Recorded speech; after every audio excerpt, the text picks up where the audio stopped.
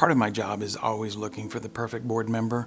When you have the perfect board member, you have somebody that is an ambassador to your program. She just wants to treat people right and do what's best for people. She is the one friend when everyone else is too busy. She will not only bring you chicken noodle soup, she will have made it from scratch. She and the board as a whole helped create and take our organization to a new level. She's a woman that decides what action is, and she does the action part too. She's the perfect board member. Cancer support community looks at the individual and how cancer affects not only the individual, but the family and their workplace and their community around them.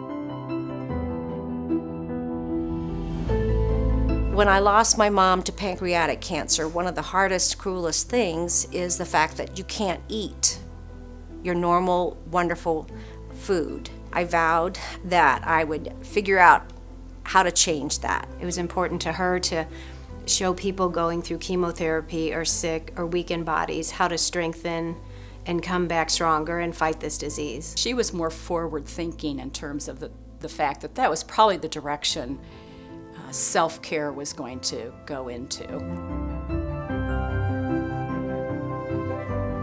Being from the South, my whole life evolved in the kitchen. At that time, the kitchen consisted of a coffee machine, a refrigerator, a sink, and a microwave. It really wasn't functional for actually teaching anything about how to cook a meal or how to do something nutritionally. We cannot do nutritional needs and cooking classes with a microwave oven for cancer patients. We actually rehabbed the entire kitchen and made it more functional, not from a dietetic or nutritional point of view, but from a demonstration point of view. The kitchen's called Miss Mary's Kitchen because my mother was called Miss Mary Jane. In Miss Mary's Kitchen, there's so much that happens that's actually healing on an individual level. Her training and her understanding of food nutrition and food science has challenged us and given us the opportunities to not just talk about how do you prepare food, but how do you nourish your body. We needed professional chefs to come in,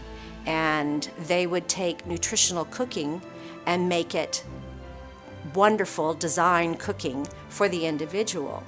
And so it just kept growing and growing and growing. Try to find a spot on a stool in a nutrition class. You can't. By having this kitchen that she helped foster and help create and get the funding for, it allows her and other nutritionists here to provide that service here, which is huge. And we had dabbled in nutrition prior to Robin becoming involved, and it was good.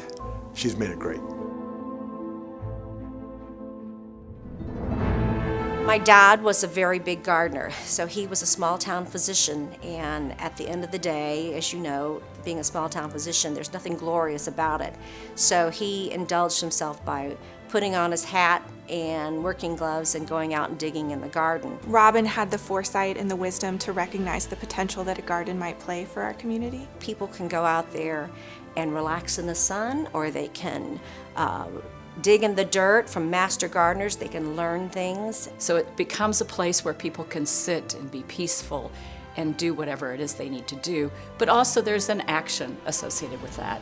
So when the things that they grow, they can actually bring the outside in. And so not only did she have the vision for what it might mean, but she also helped it happen so that we could have a successful garden instead of one that we talked about for many years. Robin is an exceptional person. Robin was a great board member, and Robin is a great volunteer. She'll have an idea and run with it, and is not afraid to share resources. Nothing's done because I have to, or it's the right thing to do. It truly originates and comes from here. You sense it, you feel it. Robin always shows up. She always speaks up. She understood the mission from the get-go. What do you need as an individual with cancer when you walk in the door? Our job is to provide what you need.